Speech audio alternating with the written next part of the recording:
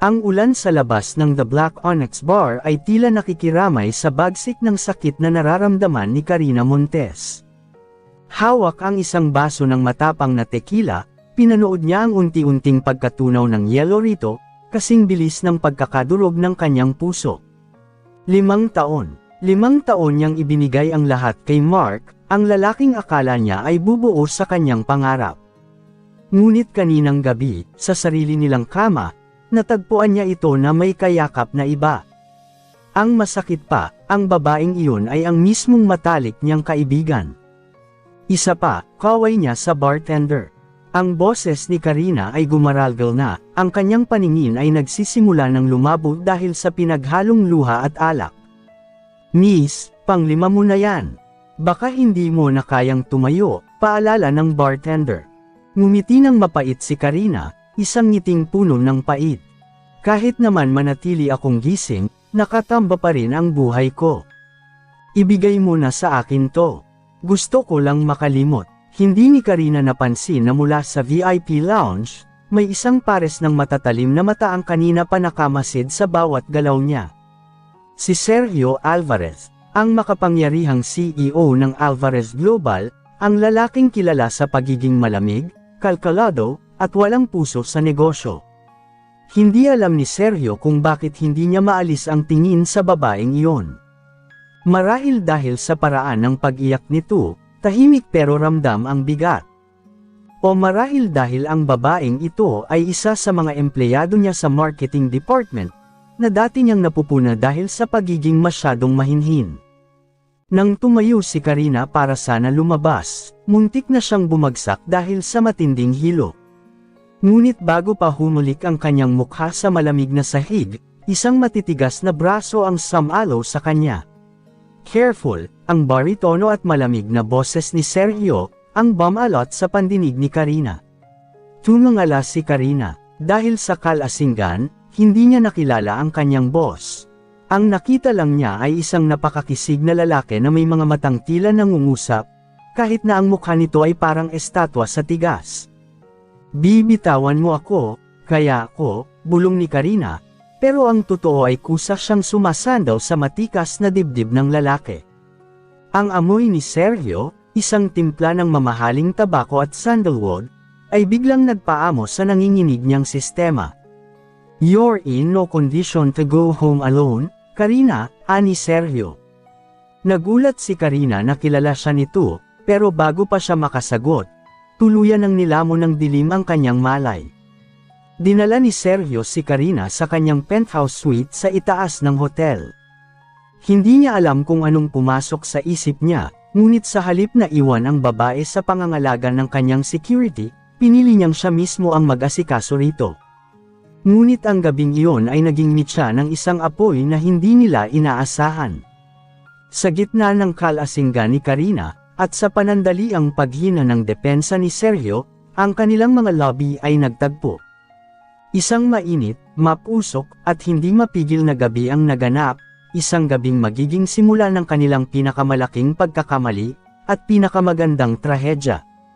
Ang unang pumasok sa pandinig ni Karina ay ang nakabibinging katahimikan ng silid, na sinundan ng banayad na pag-ugong ng sentralisadong air conditioning. Ngunit sa likod ng marangyang katahimikang iyon, may isang mabigat na ritmong nagmumula sa kanyang tabi, isang malalim at kalmadong paghinga na hindi sa kanya. Dahan-daang iminulat ni Karina ang kanyang mga mata. Ang kanyang paningin ay sinalubong ng isang kisemeng gawa sa mamahaling kahoy, at modernong disenyo. Ngunit nang tangkaing igalaw ang kanyang katawan, isang matinding kirot ang gumuhit sa kanyang ibabang bahagi, kasabay ng tila pagbiyak ng kanyang bungo, dahil sa hangover. "Nasaan ako?" Nang dahan-dahan niyang ibaba ang tingin sa ilalim ng telang seda ng puting comforter, halos tumigil ang pagdaloy ng dugo sa kanyang mga ugat. Hubad siya, at sa tabi niya, ang matikas na likuran ng isang lalaki ay nakatalikod, ang balat nito ay kumikinang sa tama ng sinag ng umaga. Hindi na kailangang humarap ng lalaki para makilala niya ito. Ang tato ng isang agila sa kanang talam ng balikat nito, ay sapat na, isang simbolo na tanging ang CEO ng Alvarez Global ang nagmamay-ari. Si Sergio Alvarez, Diyos ko, isang impit na tili ang lumabas sa kanyang bibig. Ang kanyang boss, ang lalaking kilala sa pagiging The Iron King, ang lalaking bawat salita ay batas sa loob ng boardroom, ay kasama niya sa iisang kama. Sa gitna ng kanyang pagpapanik, pilit ni Karina na inalala ang nagdaang gabi. Ang alak, ang sakit mula kay Mark, ang pag-iyak at ang mga bisig na sumalo sa kanya. Naalala niya ang mga haplos na tila apoy, ang mga halik na nagpatahimik sa kanyang mga hikbi, at ang mga katagang binulong niya sa gitna ng init. Please, make me forget. Nanginginig ang kanyang mga kamay, habang dahan-daang bumabangon. Pinulot ni Karina ang kanyang bra at damit na nakakalat sa sahig, bawat kilos ay tila isang nakamamatay na sayaw dahil sa takot, na magising ang lalaking katabi. Ngunit nang mahawakan na niya ang kanyang bag, at handa nang kumari pa ng takbo, isang malamig at baritonong boses ang bumasag sa kanyang pag-asa. Leaving so soon, Karina? After you practically begged me to stay last night. Nanigas si Karina. Dahan-daang humarap si Sergio, nakasandal na ito sa headboard ng kama, walang pakialam sa kanyang pagkahubad, habang ang mga mata nito ay tila nanunuri at mapangasar. Sir, I'm so sorry. I was drunk. I didn't know. I didn't mean to. You didn't mean to what? Putol ni Sergio habang tumatayo. Hindi siya nag-atubiling ipakita ang kanyang pagkalalaki, habang naglalakad patungo sa bar cabinet ng kwarto, para kumuha ng tubig. You knew exactly who I was when you kissed me at the bar. You knew exactly whose name you were screaming. No. Lasing ako, sir. Kalimutan na po natin ito. Isipin na lang natin na hindi ito nangyari. Hinding-hindi na po mauulit, pangako, pakiusap ni Karina. Ang mga mata ay nagsisimula ng manggilid ang luha sa sobrang kahihiyan. Tumigil si Sergio sa pag-inom at dahan-daang lumapit sa kanya. Bawat hakbang nito ay tila kulog, na nagpapaliit sa mundo ni Karina. Hinawakan ni Sergio ang kanyang panga, sapat lang para mapilitan siyang tumingin sa mga matatalim nitong mata. Forget, sa tingin mo ba ganoon lang kadali iyon? Isang mapait na ngisi ang lumitaw sa mga labi ni Sergio. Karina, hindi lang ito basta one night stand. Napakunot ang noo ni Karina. Anong ibig ninyong sabihin? Binitawan siya ni Sergio, at kumuha ng isang folder sa ibabaw ng side table. Inihagis niya ito sa harap ni Karina.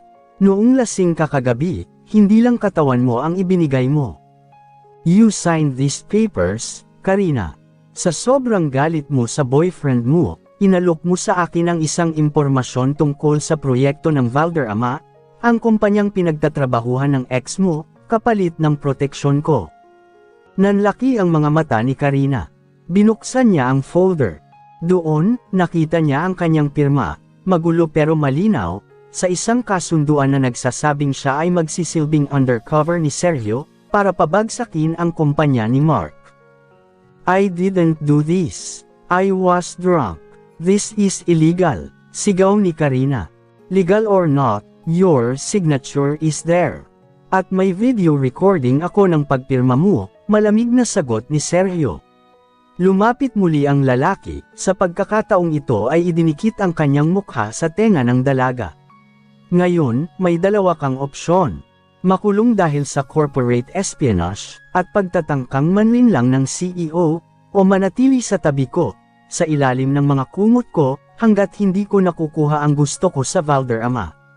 At hanggat hindi pa ako nagsasawa sa'yo.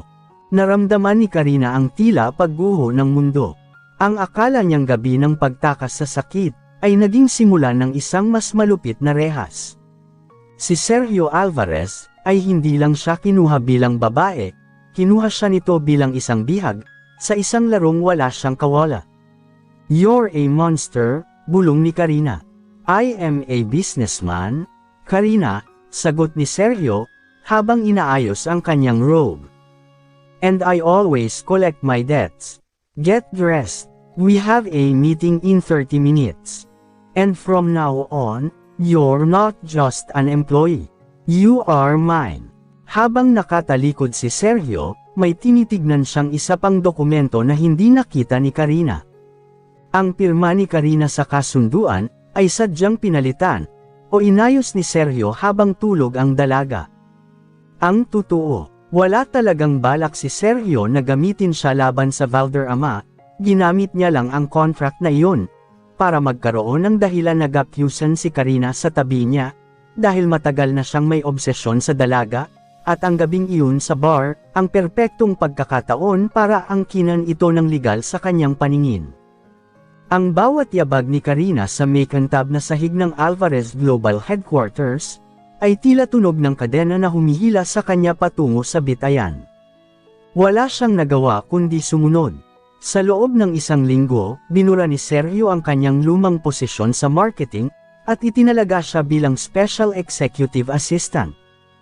Isang titulong maganda pakinggan, pero sa katotohanan ay nangangahulugang dapat siyang nasa tabi ni Sergio, 24 oras. Sir, narito na po ang mga kailangan ninyong pirmahan para sa merger, mahinang wika ni Karina, habang inilalapag ang mga folder sa lamesa ni Sergio. Hindi siya tumitingin sa mga mata ng lalaki. Ang bawat sulyap nito ay nagpapaalala sa kanya ng gabing, pilit niyang kinakalimutan, ngunit pilit namang isinasample sa kanya ng sitwasyon. Hindi sumagot si Sergio. Sa halip, marahan nitong itinulak ang folder pabalik sa kanya. Isuot mo ito, utos ni Sergio.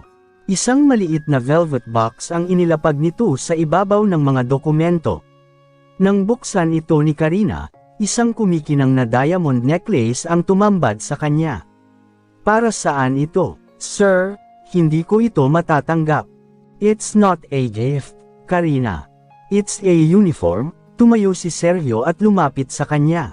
Ang kanyang presensya ay tila kumukonsumo sa hangin sa loob ng malawak na opisina. May charity gala tayo mamayang gabi. Nandoon ang pamilya Valderrama at ang ex-boyfriend mong si Mark. Gusto kong makita nila kung sino na ang nagmamay-ari sa babaeng sinayang nila. Hindi ako gamit, Sergio. Bulyo ni Karina, ang kanyang galit ay hindi na mapigilan. Pinilit mo akong pirmahan ang kontratang iyon. Ginamit mo ang kalasinggan ko. Ngayon, gusto mo pa akong i-display na parang trophy. Suklam na suklam ako sayo. Sa isang mabilis na galaw, hinapit ni Sergio ang baywang ni Karina, at idiniin ito sa gilid ng lamesa. Ang distansya sa pagitan ng kanilang mga mukha ay naglaho. Ramdam ni Karina ang mabilis na tibok ng puso ni Sergio, o marahil ay ang sarili niyang puso na nagtataksil sa kanyang nararamdaman. Magalit ka kung gusto mo, Karina. Murahin mo ako, pero huwag mong itatanggi na sa tuwing hinahawakan kita, nakakalimutan mo ang pangalan ng lalaking nanakit sa iyo, bulong ni Sergio. Ang boses ay puno ng pait, at pagnanasa. Wear the necklace. Show them that you are under the protection of an Alvarez. Or else, the breach of contract lawsuit starts tomorrow. Sa gabi ng gala, si Karina ang pinakamagandang babae sa silid. Suot ang isang midnight blue gown na yakap ang kanyang kurba, tila isa siyang reyna. Ngunit sa loob-loob niya, gusto na niyang magpalamon sa lupa, nang makita niya si Mark sa kabilang dulo ng hall, kasama ang babaeng ipinalit sa kanya. Karina, lapit ni Mark, ang mukha ay puno ng pagkagulat at pagsisisi. Anong ginagawa mo rito? At bakit kasama mo si Alvarez? Bago pa makasagot si Karina, isang mabigat na kamay ang pumatong sa kanyang balikat. She's with me, Mark. And she's no longer your concern. Malamig na binitawan ni Sergio ang mga salitang iyon, habang nakatingin ng matalim sa dating kasintahan ni Karina. Sa kabila ng tensyon, may kung anong init ang damaloy sa puso ni Karina. Sa unang pagkakataon, naramdaman niyang may nagtatanggol sa kanya. Sa mga sumunod na oras ng gabi, hindi siya iniwan ni Sergio. Pinagsilbihan siya nito, pinuprotektahan sa mga mapanuring mata ng alta sosyedad, at kinausap ng may respeto na hindi niya inaasahan. Nang gabing iyon, sa loob ng sasakyan pauwi, ang galit ni Karina ay unti-unting natunaw. Bakit mo ginagawa ito, Sergio? Bakit kailangang dumaan sa pananakot, kung kaya mo naman palang maging tao? Huminga ng malalim si Sergio, tumingin sa labas ng bintana. Dahil ang mundong kinalakihan ko, Karina, hindi nakukuha ang mga bagay sa pakiusap. If I want something, I take it. And I wanted you the moment I saw you crying in that bar. Not because I pitied you, but because I saw a soul as broken as mine. Dito nangyari ang isang hindi inaasahang sandali. Si Karina ang unang lumapit. Sa gitna ng dilim ng sasakyan, hinalikan niya si Sergio, isang halik na hindi dala ng alak, kundi ng isang umuusbong na damdamin, na pareho nilang kinatatakutan. Ngunit habang nahuhulog ang loob ni Karina kay Sergio, isang anino ang gumagalaw sa dilim. Si Lorenzo, ang kanang kamay at pinsan ni Sergio, ay lihim na nagmamasid. Si Lorenzo ang totoong mastermind sa pagkawala ng pondo ng kumpanya. At sa gabi ring iyon, habang sina Sergio at Karina ay nasa rurok ng kanilang bagong natagpo ang damdamin, isinagawa ni Lorenzo ang huling hakbang ng kanyang plano. Gamit ang computer ni Karina, na naiwang bukas sa opisina, nag-upload si Lorenzo ng mga pekeng transaksyon na nagpapatunay, na si Karina ay nagpapadala ng pera sa account ni Mark. Hindi lang iyon, nag-iwan din siya ng isang sulat sa drawer ni Karina, isang sulat na nagsasabing ang lahat ng pag-ibig na ipinapakita ni Karina kay Sergio, ay bahagi lamang ng plano nila ni Mark, para ubusin ang yaman ng mga Alvarez. Kinaumagahan, nagising si Karina sa tunog ng malalakas na katok sa pinto, ng kanyang tinutuluyan sa loob ng Alvarez Estate. Pagbukas niya, hindi ang malambing na Sergio ang tumambad sa kanya, kundi ang isang lalaking may mga matang tila gustong pumatay. Sergio, anong problema? Tanong ni Karina, ang kanyang boses ay nanginginig.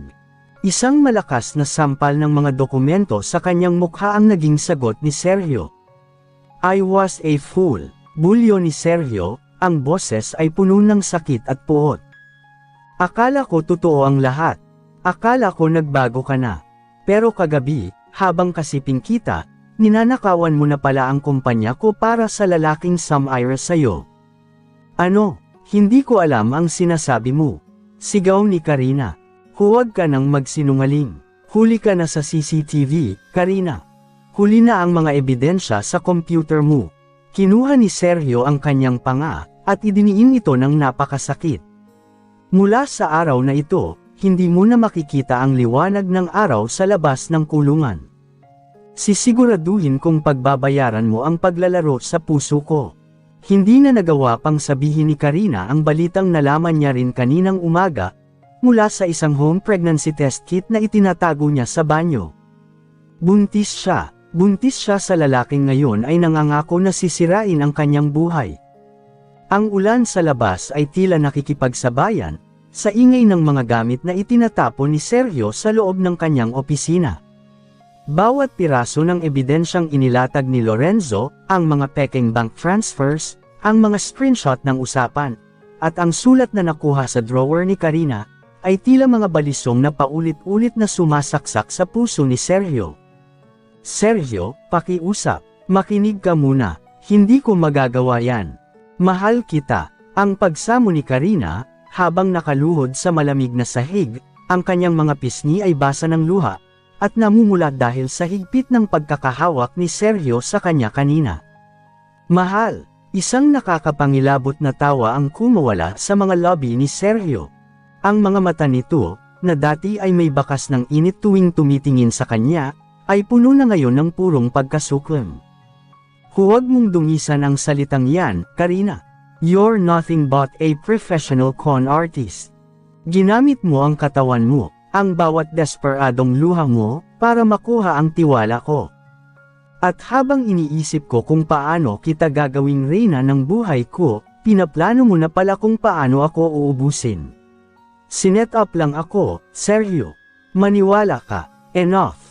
Bulyo ni Sergio, sabay hila sa braso ni Karina para patayuin ito ng sapilitan. Security, dalhin siya sa basement. Huwag ninyong hahayaang makalabas, hanggat hindi dumadating ang mga pulis bukas ng umaga.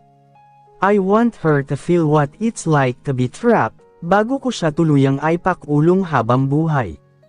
Habang kinakaladkad si Karina ng dalawang malalaking gwardya, patungo sa madilim, at malamig na silid sa ilalim ng mansyon, ang tanging nasa isip niya ay ang munting buhay sa loob ng kanyang tiyan. Ang kamay niya ay dahan-dahang humawak sa kanyang puson, isang protektadong kilos na hindi napansin ng mga humahawak sa kanya. Hindi pwedeng makulong ang anak ko. Hindi pwedeng lumaki ang sanggol na ito sa loob ng rehas, o sa ilalim ng galit ng sarili niyang ama. Pagkasara ng bakal na pinto ng basement, napaupo si Karina sa isang sulok. Ang dilim ay tila sumasakal sa kanya. Doon, sa gitna ng katahimikan, naramdaman niya ang matinding pagkahilo at pagsusuka, ang mga senyales ng kanyang pagdadalang tao na kanina pa niya pilit itinatago. Santi, bulong niya sa hangin, ang pangalang bigla na lamang pumasok sa kanyang isip para sa kanyang anak. Ililigtas kita. Kahit anong mangyari, ililigtas kita, madaling araw, nang ang lahat ay tila mahimbing ng natutulog, at ang mga gwardya ay bahagyang naging kampante, isang pagkakataon ang bumukas para kay Karina. Dahil sa matagal na niyang pagtatrabaho sa kumpanya, at pananatili sa mansyon, alam niya ang mga blind spot ng CCTV, at ang lumang lagusan ng mga tauhan na patungo sa likod na bahagi ng estate. Gamit ang isang hairpin na naitago niya, pilit niyang kinalikot ang luma, at kinakalawang na lock ng pintuan ng basement. Sa bawat tunog ng bakal, tumitigil ang kanyang paghinga, natatakot na baka bumukas ang pinto, at ang galit na mukha ni Sergio ang bumungad sa kanya. Bumukas ang pinto, mabilis na lumabas si Karina, nakayapak, at suot pa rin ang kanyang sirang damit mula sa gabi ng komprontasyon. Tinahak niya ang maputik na daan sa ilalim ng malakas na ulan. Ang lamig ay tumatagos sa kanyang buto, pero ang takot para sa kanyang anak, ay nagsilbing apoy na nagtulak sa kanya na magpatuloy. Nakarating si Karina sa dulo ng estate, kung saan ang bakod ay may maliit na butas na hindi pa naaayos. Sa kanyang paglusot, nasugatan ang kanyang braso at binti, pero hindi niya ito ininda. Nang makarating si Karina sa highway, isang lumang bus na patungong probinsya, ang huminto sa kanyang harap.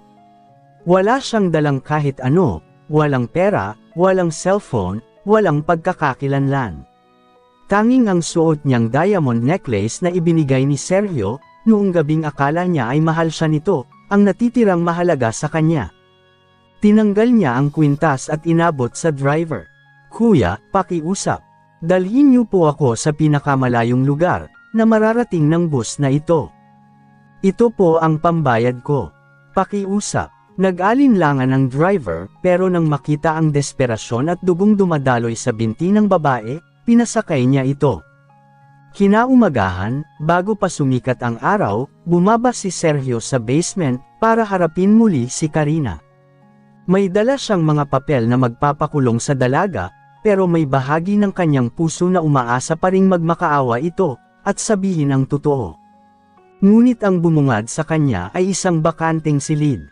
Ang tanging naiwan ay ang bakas ng maliit na dagwang paapak sa sahig, at ang box ng home pregnancy test, na nahulog mula sa bulsa ni Karina kagabi, na ngayon ay nakalapag sa gitna ng silid. Dahan-daang pinulot ni Sergio ang test kit. 2 guhit, positive. Nanigas ang buong katawan ni Sergio. Ang galit na kanina lang ay nag-aapoy, ay biglang nahaluan ng isang matinding gulo ng emosyon. Buntis si Karina. At itinakas nito ang kanyang anak. Hanapin niyo siya, bulyo ni Sergio sa kanyang mga tauhan, ang boses niya ay yumunig sa buong mansyon. Hanapin niyo siya sa bawat sulok ng bansa. At kapag nahanap niyo siya, sisiguraduhin kong hindi niya na muling makikita ang liwanag kung wala ako. Hindi alam ni Sergio, habang inuutos niya ang pagtugis, si Lorenzo ay nakatayo sa isang sulok ng kanyang likuran. Makalipas ang 5 taon, don't lie to him, Karina. Bulyo ni Sergio. Ang boses niya ay yumanig sa buong paligid, sapat para mapaiyak si Santi sa takot. Matapos mo siyang itago sa akin ng 5 taon. Matapos mo akong nakawan at takasan, pati ang anak ko ay ipagkakait mo sa akin. Hindi kita ninakawan, Sergio. Ikaw ang nagtaboy sa akin. Ikaw ang nagbanta sa buhay ko. At may sapat akong dahilan. Humakbang si Sergio palapit, bawat yabag ay tila hatol ng kamatayan. But we are not here to debate the past. Binabawi ko lang ang sa akin. At ang batang ito, siya ang tagapagmana ng mga Alvarez. Hindi siya lalaki sa isang mabahong dampa sa gitna ng kawalan. Sa isang iglap, sumenya si Sergio sa kanyang mga tauhan. Kunin ang bata, dalhin siya sa yate, siguraduhin komportable siya, pero huwag ninyong hahayaang makalapit ang babaeng yan sa kanya. No, Sergio, pakiusap, huwag mong kunin si Santi. Siya lang ang meron ako. Hiyaw ni Karina, habang pilit na kumikawala sa dalawang gwardyang humawak sa kanyang mga braso. Mama, mama, sigaw ni Santi, habang buhat-buhat ng isang malaking lalaki patungo sa yate. Ang iyak ng bata ay tila nagpunit sa kaluluwa ni Karina. Hayop ka, Sergio, wala kang puso. Isang malakas na sampal ang iginawad ni Karina, nang makalapit sa kanya si Sergio, ngunit hindi man lang kumurap ang lalaki. Hinawakan ni Sergio ang panga ni Karina, idiniin ito ng napakasakit hanggang sa mapatangala ang dalaga. Wala nga akong puso, Karina. Pinatay mo na yun 5 taon na ang nakalipas. Ngayong gabi, babalik ka sa Maynila. Hindi bilang asawa ko, at hindi bilang reyna ng mansyon ko. Babalik ka bilang isang bilanggo. Ang pagbabalik ni Karina sa mansyon ng mga Alvarez, ay hindi katulad ng dati. Wala ng mga bulaklak, wala ng mainit na pagtanggap. Sa halip, dinala siya sa isang silid sa dulo ng pasilyo, isang silid na may mga rehas sa bintana, at laging may gwardya sa labas. Si Santi ay dinala sa kabilang wing ng mansyon. Naririnig ni Karina ang boses ng kanyang anak sa malayo, tumatawag sa kanya, ngunit hindi siya pinapayagang lumabas. Nang gabing iyon, pumasok si Sergio sa kanyang silid. May dala itong baso ng whiskey, ang mga butones ng polo nito ay bukas, at ang mga mata ay puno ng pagnanasang hinaluan ng puot. Gusto mong makita ang anak mo? Malamig na tanong ni Sergio habang nakasandal sa pinto. Sergio, parang awa mo na, nagmamakaawa ako. Hayaan mo akong may akap si Santi, iyak ni Karina, lumapit siya at lumuhad sa paanan ni Sergio. Gawin mo na ang lahat sa akin, ay pakulong mo na ako, patayin mo na ako, huwag mo lang ilayo ang anak ko. Isang mapait na ngiti ang sumilay sa mga labi ni Sergio. Nilapitan niya si Karina at hinayla ito patayo, isinandal ng marahas sa pader. Hindi kita papatayin, Karina. Masyadong madali yun. Gusto kong maramdaman mo ang bawat segundong kinuha mo sa akin. At tungkol sa anak natin, makakasama mo lang siya sa isang kondisyon. Ano, kahit ano, gagawin ko. Mula ngayon, magiging anino kita. Sa gabi, pagsisilbihan mo ako sa kama ko. Sa umaga, magtatrabaho ka bilang katulong sa mansyong ito. Isang maling galaw, isang pagtatangkang tumakas, at hinding-hindi mo na makikita si Santi, hanggang sa mag-18 taon siya. Do you understand? Nanlumos si Karina. Ang lalaking natutunan niyang mahalin noon, ay naging isang ganap na halimaw. Ngunit para kay Santi, tumango si Karina. Habang naglilinis si Karina sa silid ni Sergio kinabukasan, isang lumang vault ang nakita niyang bahagyang nakabukas. Sa loob nito, nakita ni Karina ang isang dagwang liham na may pangalan niya. Binasa niya ito ng mabilis. Ito ay sulat mula sa kanyang yumaong ina na itinago ni Lorenzo. Hindi pala aksidente ang pagkamatay ng mga magulang ni Karina. Sila ay pinapatay ng tatay ni Sergio. Nabitawan ni Karina ang liham. Kaya pala galit na galit si Lorenzo, kaya pala sinet up siya, dahil alam ni Lorenzo, na kapag nalaman ni Sergio ang totoo, kailangang piliin ni Sergio ang pamilya niya, o ang hustisya para kay Karina. Ngunit ang mas matindi, ang liham na iyon ay may dagdag na sulat sa likod, na galing kay Lorenzo. Sergio knows the truth. He's not keeping you because he hates you, Karina. He's keeping you, because you are the only witness left, and he needs to make sure, you never find out that his father is a murderer. Napatingin si Karina sa pintuan, kung saan nakatayo si Sergio, pinapanood siya. Sino ba talaga ang kakampi? Sino ang nagsasabi ng totoo? At hanggang kailan siya magiging bihag, sa isang mansyong puno ng dugo, at kasinungalingan. Nanginginig ang mga daliri ni Karina, habang hawak ang dagwang liham. Ang bawat salita, ay tila isang sumpa na bumubura sa natitirang piraso ng respeto niya kay Sergio. Kung totoo ang nakasulat sa likod ng liham, na alam ni Sergio, ang tungkol sa pagkamatay ng mga magulang niya, at ginagamit lang siya nito para manahimik, ibig sabihin, ang bawat haplos at bawat gabi nilang magkasama, ay isang malaking panlilinlang. Hindi ito maaari, bulong ni Karina, habang pilit na pinipigilan ang pagtulo ng luha. Bago pa niya maibalik ang papel sa vault, narinig niya ang lagutok ng pinto. Mabilis niyang itinago ang liham sa loob ng kanyang uniforme, at nagpanggap na nagpupunas ng lamesa. Pumasok si Sergio. Ang kanyang aura ay kasing dilim ng gabi. Tiningnan niya si Karina mula ulo hanggang paa, ang kanyang mga mata ay nanunuot, tila hinahanap ang anumang bakas ng pagkakamali sa mukha ng dalaga. Bakit namumutla ka? Malamig na tanong ni Sergio, habang tinatanggal ang kanyang kurbata. Masama lang ang pakiramdam ko, sir, sagot ni Karina, iniwas ang tingin. Ang salitang sir ay may pait, isang paalala ng pader na muling itinayo ng galit sa pagitan nila. Lumapit si Sergio, hinawakan ang kanyang baba, at itiningala siya.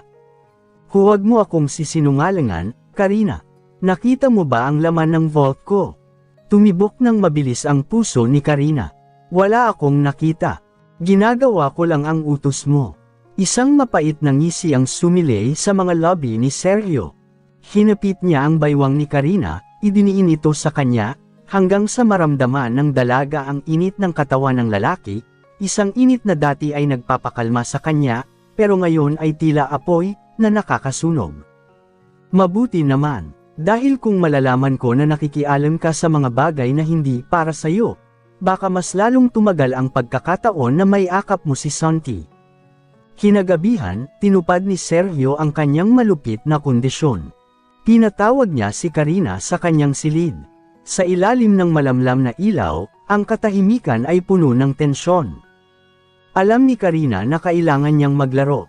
Kung ang tingin sa kanya ni Sergio ay isang babaeng nagpapainit lang ng gabi nito, gagamitin niya iyon, para makuha ang tiwala ng lalaki, at mahanap ang ebidensyang kailangan niya. Lumapit ka rito, utos ni Sergio, habang nakaupo sa gilid ng kama, hawak ang isang baso ng alak. Dahan-daang lumapit si Karina. Sa halip na matakot, tinitigan niya si Sergio, ng diretso sa mga mata. Sa pagkakataong ito, may kakaibang apoy sa kanyang tingin. Gagawin ko ang gusto mo, Sergio. Pero ibigay mo sa akin si Santi bukas. Kahit isang oras lang. Nagulat si Sergio sa tapang ni Karina. Nilapitan niya ang dalaga at hinaplos ang pisngi nito. You're learning? I see. Fine. Isang oras kasama ang anak natin, kapalit ng gabing ito. Sa bawat haplos at halik ni Sergio, pilit na pinapatigas ni Karina ang kanyang puso. Sa gitna ng pagnanasa, sinubukan niyang akitin ang lalaki, para mas lumuwag ang hawak nito sa kanya. Ngunit sa isang sandali ng kahinaan, habang nakabaon ang mukha ni Sergio sa kanyang leeg, nakarinig si Karina ng isang bulong, na nagpahinto sa kanyang mundo. I'm sorry, Karina. I'm so sorry. Mahinang bulong ni Sergio, tila isang panaginip na hindi dapat marinig. Napakunot ang noo ni Karina. Bakit ito humihingi ng tawad? Dahil ba sa ginawa ng tatay nito? O dahil sa kasalanang kasalukuyan nitong ginagawa sa kanya? Kinabukasan, pinayagan si Karina na makasama si Santi sa garden. Habang pinapanood ang anak na masayang naglalaro, lumapit sa kanya si Lorenzo. Ang balikat nito ay may benda pa mula sa tama ng baril ni Sergio, pero ang ngisi nito ay kasing lason pa rin ng dati. Nalaman mo na ba ang totoo, Karina? Bulong ni Lorenzo. Alam mo na bang ang lalaking kinakasama mo gabi-gabi, ang nagtatakip sa pumatay sa mga magulang mo? Anong gusto mong mangyari, Lorenzo? Matigas na tanong ni Karina. Bakit mo ito sinasabi sa akin? Dahil gusto kong sirain si Sergio, tapat na sagot ni Lorenzo. Tulungan mo akong makuha ang pirma niya sa mga dokumentong ito, at itatakas ko kayo ni Santi. Dadalhin ko kayo sa lugar na hinding-hindi kayo mahahanap ng kahit sinong Alvarez. Napatingin si Karina sa dokumentong hawak ni Lorenzo. Ito ay isang paglilipat ng lahat ng shares ni Sergio sa kumpanya. Napagtanto ni Karina na si Lorenzo at si Sergio ay parehong naglalaro. Ngunit bago pa makasagot si Karina, isang sigaw ang narinig nila mula sa kabilang bahagi ng garden. "Mama, Daddy!" Nakita nila si Santi na tumatakbo, patungo sa gitna ng kalsada sa loob ng estate, kung saan may isang mabilis na sasakyang paparating, isang sasakyang hindi dapat nandoon. Ang driver, ang ex-boyfriend ni Karina na si Mark, na tila nawala na sa katinoan dahil sa pagkakabaon sa utang at pagkatalo kay Sergio. "Santi!" Tili ni Karina. Sa isang iglap, tumakbo si Sergio mula sa terrace, at tumalon para harangin ang sasakyan. Isang malakas na kalabog ang narinig. Tumigil ang mundo ni Karina, nang makita si Sergio na nakahandusay sa kalsada, habang si Santi ay ligtas na nakayakap sa damuhan. Tumakbo si Karina patungo kay Sergio. Duguan ang lalaki, pero bago ito mawala ng malay, hinawakan nito ang kamay ni Karina, at may inabot na maliit na keycard. Ang katotohanan, nasa safe sa office ko, hindi si Papa, si Lorenzo ang pumatay, bulong ni Sergio bago tuluyang pumikit ang mga mata. Ang dagwang liham na nahanap ni Karina, ay isang setup ni Lorenzo para pag-isipan niya ng masama si Sergio. Ang tatay ni Sergio ay inosente, at si Lorenzo ang tunay na pumatay sa mga magulang ni Karina, para makuha ang yaman ng pamilya nila, na dati ay magkasosyo sa kumpanya. Ang amoy ng antiseptiko, at ang nakabibinging tunog ng heart monitor, ang pumupuno sa bawat sulok ng pribadong silid sa ospital. Nakatitig si Karina sa mukha ni Sergio, ang lalaking akala niya ay halimaw, ngunit ang siyang naging kalasag ng kanilang anak, laban sa kamatayan. Ang bawat benda sa katawan ni Sergio, ay tila mga latay sa budi ni Karina. Naramdaman niya ang maliit na keycard sa loob ng kanyang palad.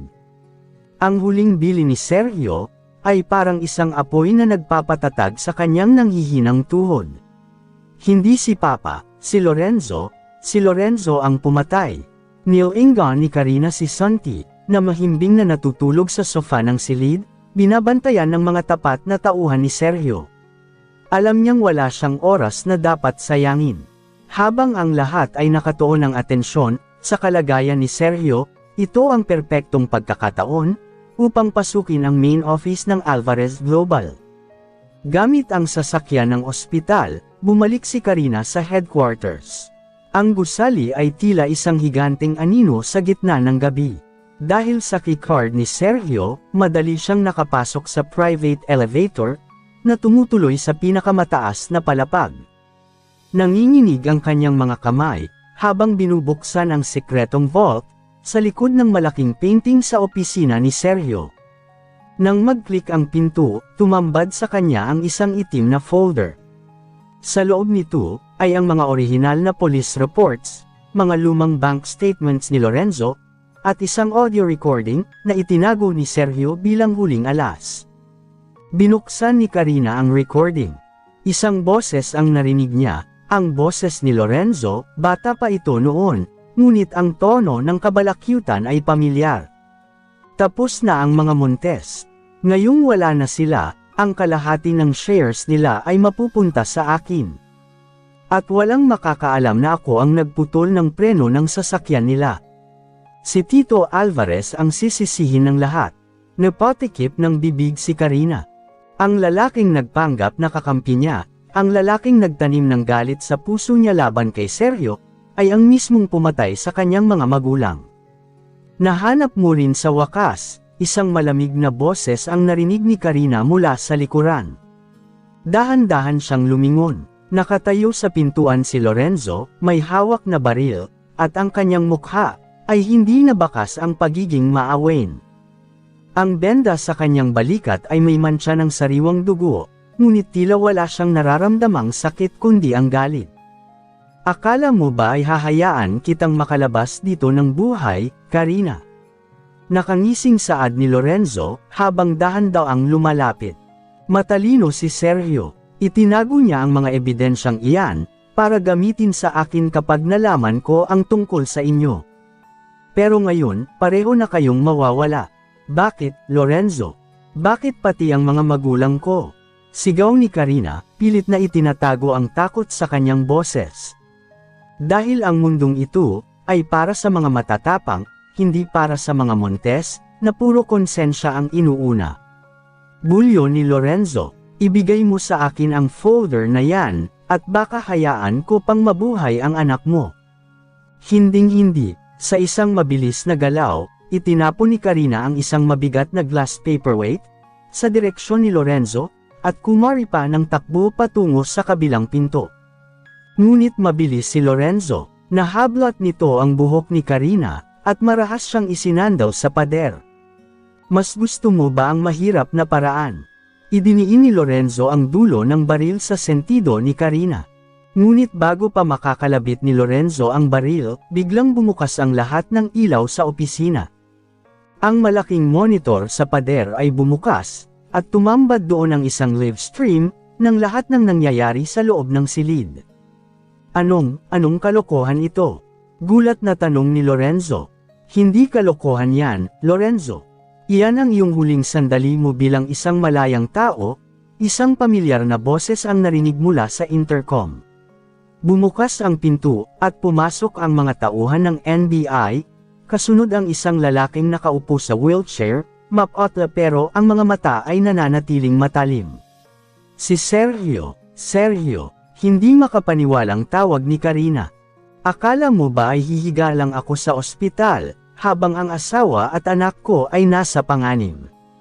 Mahinang saad ni Sergio, may bahid ng pagmamalaki sa kanyang tingin kay Karina. Ang aksidente kanina sa garden, ay isang planadong hakbang ni Sergio. Alam ni Sergio na susubukan ni Lorenzo na kumilos, kapag nalaman nitong naghihingalo siya. Ang sasakyang minamaneho ni Mark. Ibinigay iyon ni Lorenzo sa kanya bilang panuhol, pero ang hindi alam ni Lorenzo, matagal nang nakikipagtulungan si Mark sa NBI, kapalit ng kaligtasan nito, dahil sa matinding pagkakautang kay Lorenzo. Everything was recorded, Lorenzo. Ang pag-amin mo kanina, ang tangka mong pagpatay kay Karina. It's all over the news now, saad ni Sergio. Nabitawan ni Lorenzo ang baril, habang mabilis siyang pinalibutan ng mga awtoridad. Sa gitna ng gulo, tumakbo si Karina patungo kay Sergio, at niyakap ito ng mahigpit. I'm sorry, Sergio. I'm so sorry.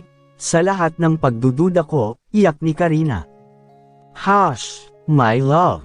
Tapos na ang gabi. Tayong tatlo, sa wakas, tayo na lang, bulong ni Sergio, habang hinahalikan ang noo ni Karina. Ang pagbagsak ni Lorenzo, ay naging maugong sa buong bansa. Ang balita tungkol sa korupsyon, pagpatay, at ang tangkang pag-ubos sa pamilya Montes, ay naging headline sa loob ng ilang linggo. Ngunit sa loob ng mansyon ng mga Alvarez, ang katahimikan ay tila isang mabigat na kumot, na nakabalot sa bawat isa. 3 linggo na ang nakalipas, mula nang maoperahan si Sergio. Bagaman ligtas na siya sa panganib, ang kanyang katawan ay tila naging bilanggo ng sariling kapaguran. Nakaupo siya sa kanyang terrace, nakatingin sa malayo, habang ang hapon ay unti-unting nilalamon ng dapit hapon. Sergio, kailangan mong uminom ng gamot, mahinang wika ni Karina habang papalapit, bitbit ang isang tray. Lumingon si Sergio, ang dati nitong matatalim na mata, ay may bakas na ng paglambot, ngunit may kung anong dilim pa rin na nananatili doon. Hinawakan niya ang kamay ni Karina, at hinayla ito paupo sa kanyang tabi. Sa tingin mo ba, mapapatawad mo talaga ako, Karina? Tanong ni Sergio, ang boses ay paos. Sa lahat ng pananakot ko, sa pagkulong ko sa iyo, sa pagdududa. I treated you like a criminal, when you were the victim. Hinaplos ni Karina ang mukha ng asawa. Sergio, pareho tayong naging biktima ng galit, at kasinungalingan. Ang mahalaga ngayon, nandito tayo. Para kay Santi, hindi lang para kay Santi, giit ni Sergio, sabay halik sa palad ng dalaga. Para sa atin, gusto kong bawiin ang 5 taon na ninakaw sa atin. Gusto kong simulan natin ang lahat ng tama. Nagpasya si Sergio na magdaos ng isang engrandeng dinner, para sa anunsyo ng kanilang pagpapakasal, at ang formal na pagkilala kay Santi, bilang kanyang tagapagmana. Gusto niyang ipakita sa mundo, na ang pamilya Alvarez ay hindi na muling mabubuwag. Ngunit sa gabi ng pagtitipon, habang abala ang lahat sa tawanan at musika, nakatanggap si Karina ng isang hindi inaasahang regalo. Isang itim na kahon na may nakasulat na, "To the woman who thinks she won." Nang buksan niya ito sa loob ng kanyang silid, tumambad ang isang lumang litrato ng kanyang ina, na may kasamang ibang lalaki, hindi ang kanyang ama. Sa likod nito ay may nakasulat na, "The Montes blood is dirtier than you think. Ask the Alvarezes, why they really kept you." Naramdaman ni Karina ang tila paghinto ng kanyang mundo. Bago pa siya makapag-isip, bumukas ang pinto, at pumasok ang kanyang Tia Martha, ang kapatid ng kanyang ina, na matagal na niyang hindi nakikita dahil sa alitan ng pamilya. "Tia Martha, anong ginagawa mo rito?" tanong ni Karina, ang kaba ay nagsisimula ng gumapang sa kanyang dibdib. "Narito ako para iligtas ka, Karina," saad ni Martha, ang mukha ay puno ng takot. "Akala mo ba ay si Lorenzo lang ang may sikreto?" Ang tatay ni Sergio. Bago siya mamatay, may iniwan siyang dokumento. Hindi lang shares ang pinag-aawayan nila ng tatay mo. Ang nanay mo, siya ang tunay na nagmamay-ari ng lupang kinatatayuan ng buong Alvarez Global. At ang kasunduan noon, kapag nagkaroon ng tagapagmana ang mga Montes, kailangang ibalik ng mga Alvarez ang lahat. Nanlaki ang mga mata ni Karina.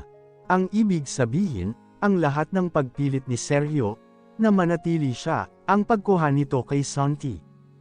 Hindi lang ba ito dahil sa obsesyon, o pag-ibig, kundi para masigurong ang tagapagmana, ay nasa ilalim ng kontrol ng mga Alvarez. Huwag kang maniwala sa kanya, Karina. Napatayo si Karina nang makita si Sergio sa pintuan. Mukhang kanina pa ito nakikinig. Ang kanyang mukha ay seryoso, walang emosyon. "Sergio, totoo ba?" tanong ni Karina, ang boses ay nanginginig. "Kaya mo ba ako kinuha? Para hindi mawala sa'yo ang kumpanya.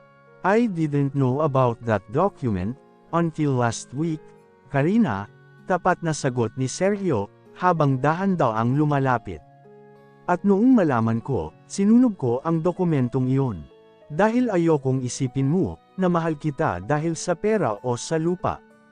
Mahal kita dahil ikaw si Karina. Sinunog mo." Senggal ni Martha. "Sinunog mo dahil natatakot ka. Natatakot ka na kapag nalaman ni Karina, na siya ang totoong may-ari ng lahat, iiwan ka niya."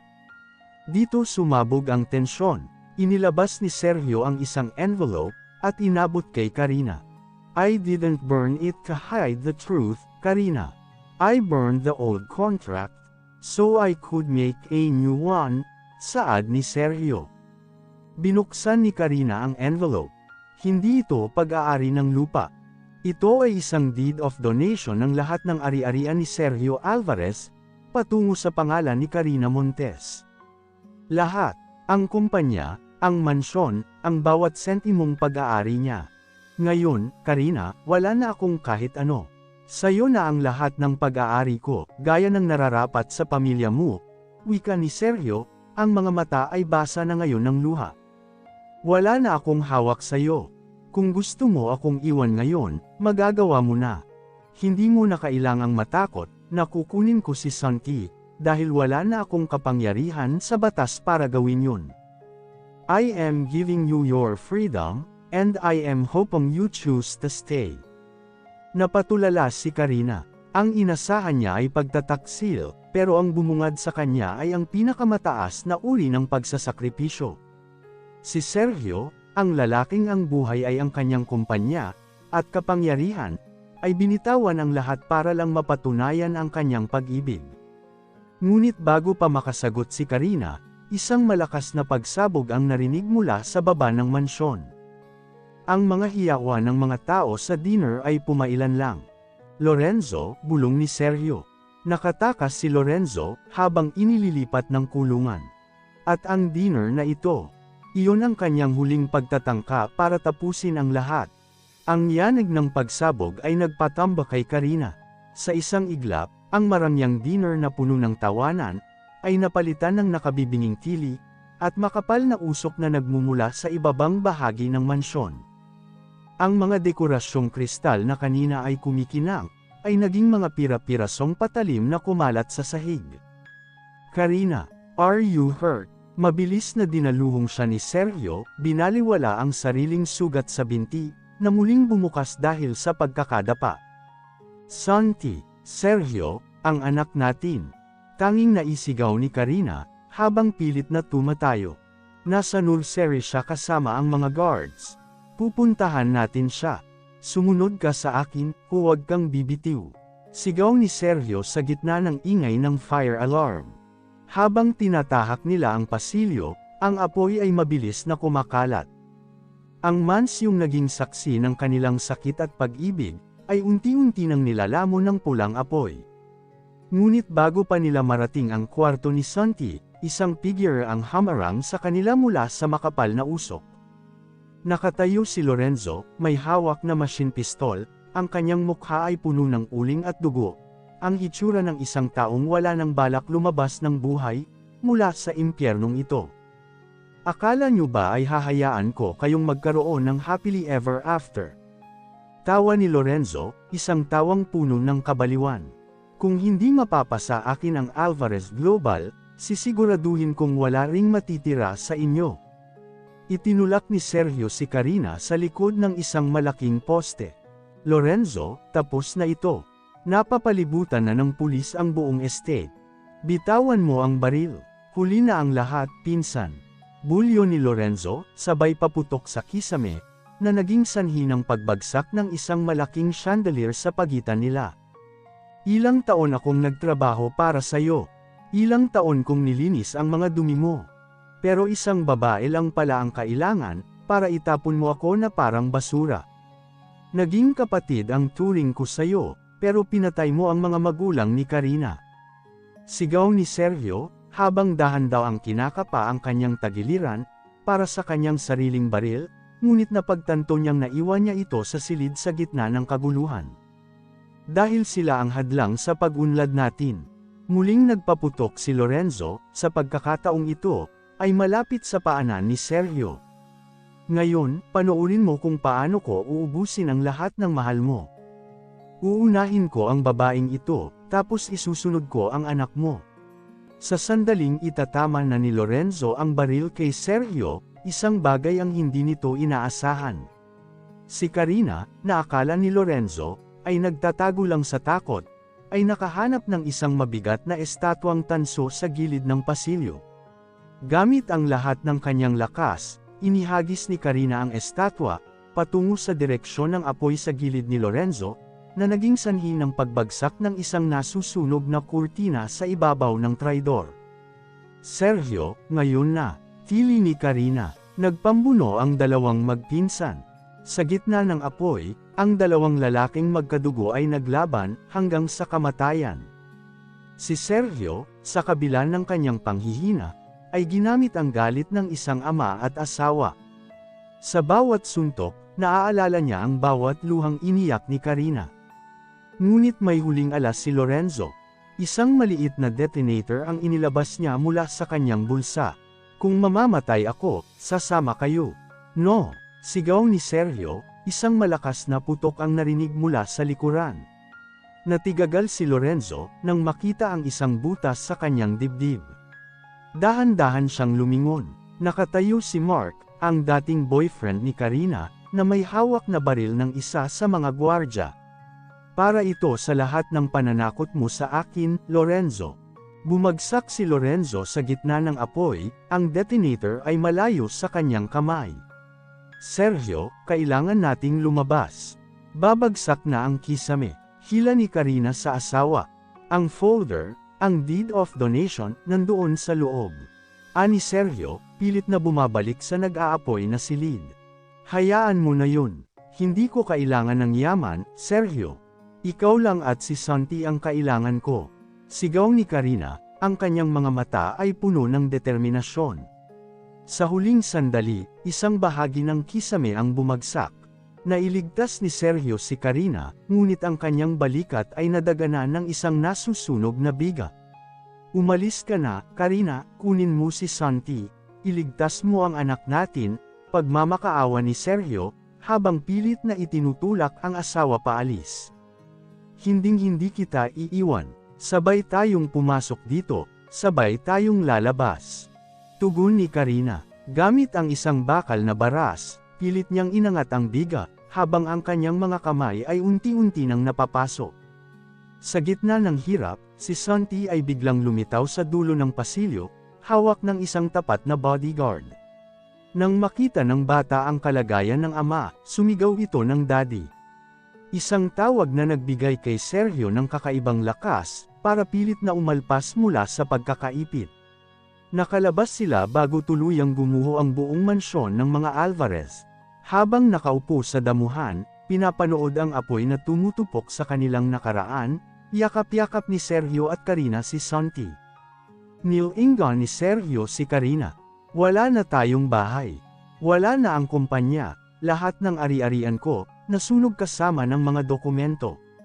Ngumiti si Karina, ang kanyang mukha ay puno ng uling, pero ang kanyang mga mata ay nagniningning. Diyan ka nagkakamali, Sergio. Ang yaman natin ay hindi nasa papel, o sa gusaling yan. Ang yaman natin ay ang katotohanan na buhay tayong tatlo. Habang papalapit ang mga ambulansya, lumapit ang abogado ni Sergio. Sir, ang mga dokumentong sinasabi nyo. May digital backup ang kumpanya sa cloud. Ibig sabihin, si Karina pa rin ang legal na may-ari ng lahat ng ari-arian mo. Tumingin si Sergio kay Karina. So, technically, boss pa rin kita. Tumawa si Karina sa gitna ng kanyang pag-iyak. Oo, Sergio. At bilang boss mo, ang unang utos ko ay, huwag mo na kaming iiwan muli. Isang buwan, matapos ang malagim na pagsabog sa mansyon, nanirahan ang pamilya Alvarez sa isang pribadong villa, sa dalampasigan ng Batangas. Malayo sa ingay ng syudad, malayo sa mga kamera ng media, at malayo sa mga alaala ng dugo at apoy. Dito, unti-unting naghihilom ang mga sugat, pisikal man o emosyonal. Si Sergio ay sumasailalim sa physical therapy, para sa kanyang balikat, habang si Karina naman, ang pansamantalang humahawak sa mga remote operations ng Alvarez Global. Sa kabila ng paglipat ng lahat ng ari-arian sa kanyang pangalan, pinatunayan ni Karina, na hindi siya lamang isang babaeng nagpapainit ng gabi, ni Sergio, siya ay isang matalinong strategist, na kayang itayo ang isang bumagsak na imperyo. Mama, look, Daddy is walking without the cane. Masayang sigaw ni Santi, habang tumatakbo patungo sa kinaroroonan ni Karina sa balkonahe. Napangiti si Karina nang makita si Sergio na dahan daw ang naglalakad, bagaman may bakas pa ng sakit sa bawat hakbang. Sinalubong niya ito at ainal-alayan. Masyado kang nagmamadali, Sergio. Sabi ng doktor, dahan-dahan lang, paalala ni Karina. I need to be strong, Karina. Hindi pwedeng ikaw lang ang pumapasa ng lahat, sagot ni Sergio, sabay hapit sa baywang ng asawa. At saka, kailangan nating maghanda. Ang kasal natin ay sa susunod na linggo na. Sa likod ng saya ng paghahanda para sa kanilang kasal, may isang hindi maipaliwanag na kabaang nararamdaman ni Karina. Pakiramdam niya, ay may mga matang laging nakamasid sa kanila mula sa malayo. Isang gabi, habang nag-aayos ng mga papeles sa kanyang laptop, nakatanggap si Karina ng isang anonymous email. Walang nakasulat na paksa, tanging isang link lamang ng isang live surveillance feed.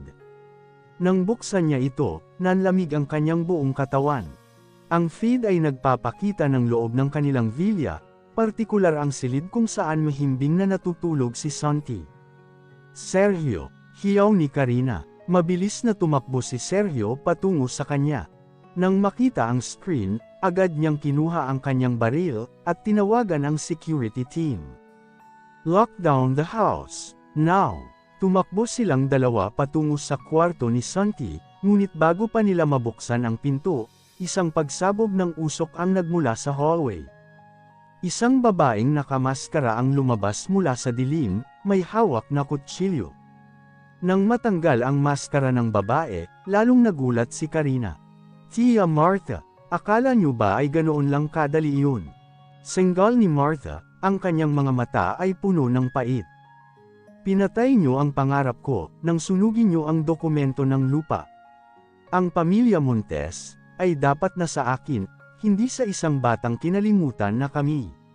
Si Martha ang totoong utak sa likod ng ilang maling impormasyon, na nakuha ni Lorenzo noon. Siya ang nag-leak ng mga fake documents kay Lorenzo, para pag-awayin sina Sergio at Karina, sa pag-asang kapag nagpatayan ang dalawa, siya ang magiging legal na guardian ni Karina, at makukuha ang yaman ng mga Montes. "Tia Martha, bitawan mo ang kutsilyo. Pamilya tayo," pakiusap ni Karina. "Pamilya, iniwan niyo ako sa hirap, habang nagpapakasasa kayo sa yaman ng mga Alvarez." Sigaw ni Martha sabay sugod kay Karina. Hinarang ni Sergio ang kanyang katawan, ngunit dahil sa kanyang balikat na hindi pa fully recovered, nagawang siyang itulak ni Martha. Sa huling sandali, si Karina ang kumilos. Gamit ang isang mabigat na plorera, hinampos niya si Tia Martha sa ulo, hanggang sa mawalan ito ng malay. Nang dumating ang mga pulis at madala si Martha, naiwang nakaupo sa sahig sina Sergio at Karina, kapwa humihingal. Pumasok si Santi mula sa loob ng closet, kung saan siya nagtago gaya ng turo ni Sergio. "Is the bad lady gone, Daddy?" Tanong ni Santi, nanginginig ang boses. Binuhat ni Sergio ang anak, at niyakap ng mahigpit. "Yes, son. She's gone. No one will ever hurt you again." Humarap si Sergio kay Karina. Sa gitna ng kaguluhan ng kanilang silid, lumuhad siya, hindi dahil sa panghihina, kundi dahil sa pag-ibig. Karina Montes, sa harap ng lahat ng unos na dumaan, sa harap ng apoy at pagtataksil, tinatanong kitan muli, hindi bilang boss mo, hindi bilang lalaking kumulong sa'yo, kundi bilang lalaking hindi kayang huminga nang wala ka. "Will you marry me? Not for the company, not for the child, but for US." Umiyak si Karina, ang mga luhang ito ay hindi nadala ng sakit kundi ng kagalakan. "Yes, Sergio, 1,000 times, yes." Habang naglilinis ang mga tauhan ng NBI sa villa, isang investigator ang lumapit kay Sergio. "Sir, may nahanap kaming isang lumang vault sa ilalim ng sahig ni Martha. It contains the original marriage certificate of Karina's parents." Ang kasal ng mga magulang ni Karina, ay ginanap sa simbahan na pag-aari rin ng mga Alvarez. Ibig sabihin, ang tadhana ni Karina at Sergio, ay nakatali na bago pa man sila ipanganak. Ang kanilang pagtatagpo sa bar, ay hindi isang aksidente, kundi ang huling piraso ng isang puzzle na sinubukan ng tadhana na buuin, sa loob ng 2 henerasyon. Ang katedral ay balot ng puting mga bulaklak, ang bango ng lilies at roses, ay humahalo sa amoy ng mamahaling insenso. Labas-pasok ang mga pinaka-impluwensyadong tao sa bansa, mga politiko, bilyonaryo, at mga kaibigan sa negosyo. Lahat ay sabik na masaksihan ang formal na pag-iisang dibdib ni Sergio Alvarez at Karina Montes. Sa loob ng bridal suite, nakatitig si Karina sa kanyang refleksyon. Ang kanyang gown ay isang obra maestra, puno ng kristal at intricate lace, na tila bumabalot sa kanya ng liwanag. Hawak niya ang isang lumang locket na may litrato ng kanyang mga magulang. "Ma, Pa, sa wakas, matutupad na ang pangarap ninyo para sa akin. Ang mahalin, at mahalin din ng buong tapat," bulong niya. Pumasok si Santi, suot ang kanyang munting tuxedo. "Mama, you look like an angel. Are we going to be a real family now?" Niyakap ni Karina ang anak. "Yes, baby. A real, happy family." Nang bumukas ang malalaking pinto ng katedral, tumigil ang mundo ni Sergio. Habang naglalakad si Karina sa aisle, ang bawat hakbang nito ay tila nagpapahilam, sa bawat latay ng nakaraan sa puso ni Sergio. Naalala niya ang gabing lasing si Karina sa bar, ang gabing pinalayas niya ito, at ang mga taon na nagdusa siya sa pangungulila. Nang marating ni Karina ang altar, kinuha ni Sergio ang kanyang kamay. Nanginginig ang kamay ng lalaki, isang bagay na bihirang makita sa isang Sergio Alvarez. I have faced kings of industries, and survived the most brutal business wars, bulong ni Sergio kay Karina, habang nakatitig sa kanyang mga mata. Pero sa harap mo, Karina, aminin ko, I am just a man who is terrified of losing his soul again. Sa gitna ng seremonya, nang itatanong na ng pari ang pamosong linya na, if anyone objects to this union. Biglang nabulabog ang katahimikan, isang lalaki ang pumasok mula sa likuran, madungis, payat, at may mga matang tila galing sa impyerno. Si Mark, ang dating kasintahan ni Karina, na akala ng lahat ay nakikipagtulungan sa NBI, ay nakatakas pala mula sa protective custody. Hawak niya ang isang hand grenade na tinanggalan na ng pin. Walang ikakasal, bulyo ni Mark. Ang kanyang boses ay puno ng desperasyon at inggit. Sergio, kinuha mo ang lahat sa akin. Ang kumpanya ko, ang dangal ko, at ang babaeng dapat ay sa akin. Kung hindi siya mapapasakin, walang magmamay-ari sa kanya.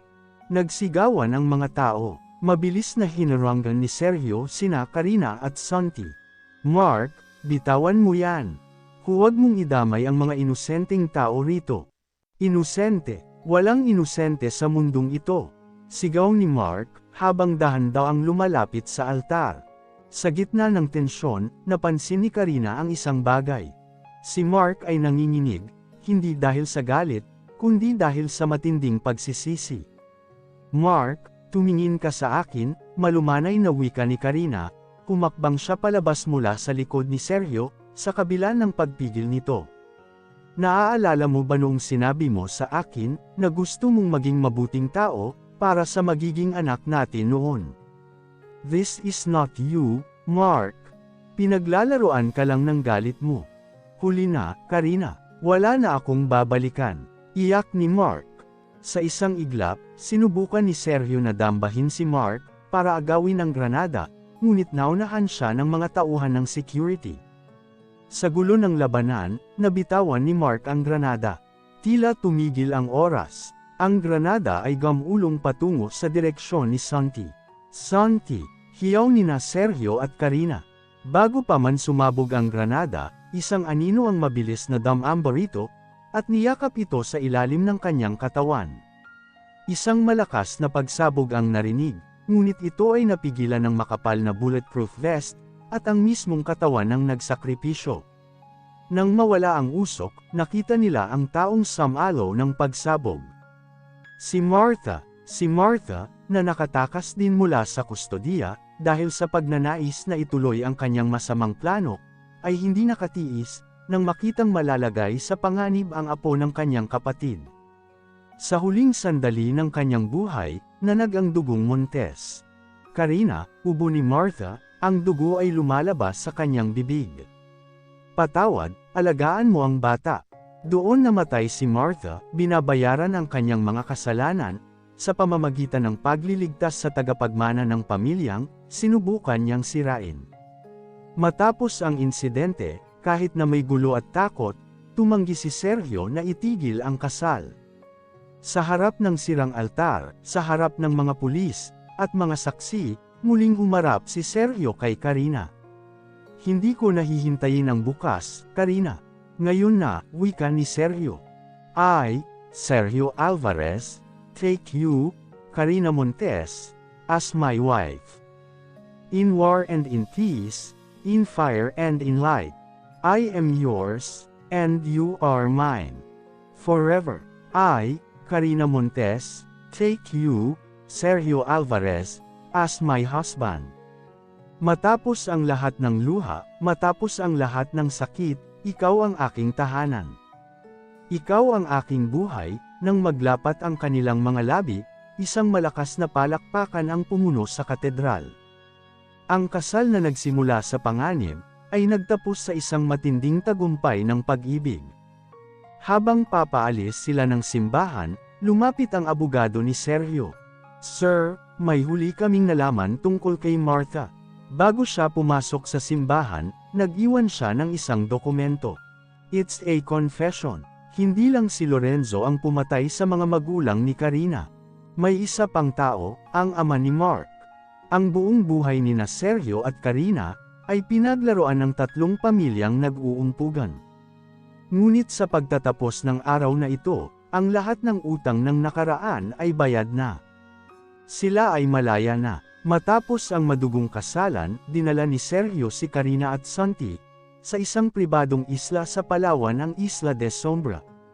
Ito ang pinakasiguradong lugar na pag-aari ng mga Alvarez, isang paraiso na napapalibutan ng malinaw na asul na dagat, at mga bantay na hindi natutulog. Sa unang gabi nila bilang mag-asawa, sa ilalim ng liwanag ng kabilugan ng buwan, tila nakamit na nila ang kapayapaan. Ngunit sa likod ng mga ngiti ni Karina, may isang tinak na hindi mabunot-bunot, ang huling confession ni Martha tungkol sa ama ni Mark. "Sergio," tawag ni Karina, habang nakadungaw sila sa dagat mula sa infinity pool ng villa. "Kung ang ama ni Mark ang isa sa mga pumatay sa mga magulang ko, ibig bang sabihin, ang lahat ng pagkakataon na nakasama ko si Mark noon, ay bahagi lang ng isang mas malaking plano?" Napatigil si Sergio sa pag-inom ng kanyang wine. "Ibinigay na sa akin ng NBI ang file, Karina. Ang ama ni Mark ay dating driver, at kanang kamay ni Lorenzo. Pinaglapit niya kayo ni Mark noong college kayo, para masiguradong may mata sila sa bawat galaw mo." Nang inag ang balikat ni Karina. "Ibig sabihin, ang 5 taon ko kay Mark ay isang malaking kasinungalingan. Mula umpisa hanggang dulo, ginagamit lang nila ako." Hinayla ni Sergio si Karina para yakapin ng mahigpit. "But they failed, Karina. Dahil sa dulo, sa akin ka pa rin bumagsak. At hinding-hindi ko hahayaang saktan ka pa nila muli." Kinabukasan, habang naglalaro si Santi sa dalampasigan, isang hindi kilalang speedboat ang mabilis na lumapit sa isla. Agad na nag-alerto ang security ni Sergio, ngunit itinaas ng lalaking nasa loob ang kanyang mga kamay, ito ay si Mark. Sugatan ito, madungis, at halatang tumakas mula sa kung saan. "Sergio, Karina, kailangan niyo akong pakinggan. Hindi pa tapos ang lahat." Pinigilan ni Sergio ang kanyang mga gwardya na barilin si Mark. "Anong ginagawa mo rito? Gusto mo bang mamatay? Nalaman ko ang totoo sa kulungan bago ako tumakas." Sigaw ni Mark, habang hinihingal. "Ang tatay ko, hindi lang siya pumatay. Pinatay din siya ni Lorenzo, noong nalaman niyang balak ng tatay ko na aminin ang lahat sa inyo. At may iniwan siyang vault sa lumang warehouse sa Manila. Nandoon ang ebidensya na magpapatunay na ang Alvarez Global, ay hindi lang sa inyo, Sergio, kundi may mas malalim na koneksyon sa gobyerno, na pilit ibinabaon ni Lorenzo." Habang nagtatalo sila, biglang nahilo si Karina at nawalan ng malay. Mabilis siyang sinalo ni Sergio. "Karina, get the doctor, now." Sa loob ng klinik ng isla, matapos ang ilang serye ng tests, isang balita ang yumanig sa kanilang lahat. "Congratulations, Mr. and Mrs. Alvarez," saad ng doktor. "Mrs. Alvarez is 8 weeks pregnant." Nagtagpo ang mga mata ni Sergio at Karina. Ang saya ay nahaluan ng takot. Buntis si Karina sa kanilang ikalawang anak, sa gitna ng muling umuusbong na panganib. Ngunit ang mas matindi, nang suriin ng NBI ang mga dokumentong dinala ni Mark, mula sa vault ng kanyang ama, may nahanap silang isang lumang birth certificate. Hindi ito birth certificate ni Karina o ni Sergio. Ito ay birth certificate ng isang lalaki, na may pangalang Lorenzo Alvarez Jr., ngunit ang petsa ng kapanganakan ay kamakailan lang. "Sergio, ano ito?" tanong ni Karina. "Si Lorenzo, may anak siya," bulong ni Sergio. "At ayon sa records, ang nanay ng bata ay walang iba, kundi ang babaeng ipinalit sa'yo ni Mark noon, si Maylin. Bago pa man nila maproseso ang impormasyon, isang malakas na tunog ng sirena ang bumalot sa isla. Mula sa kalawakan, 3 helicopter ang lumitaw. Hindi ito sa gobyerno. Ito ay mga mercenaries na bayad ng isang misteryosong tao. They're here for the child. Sigaw ni Mark. Hindi nila gustong may ibang tagapagmana ang mga Alvarez.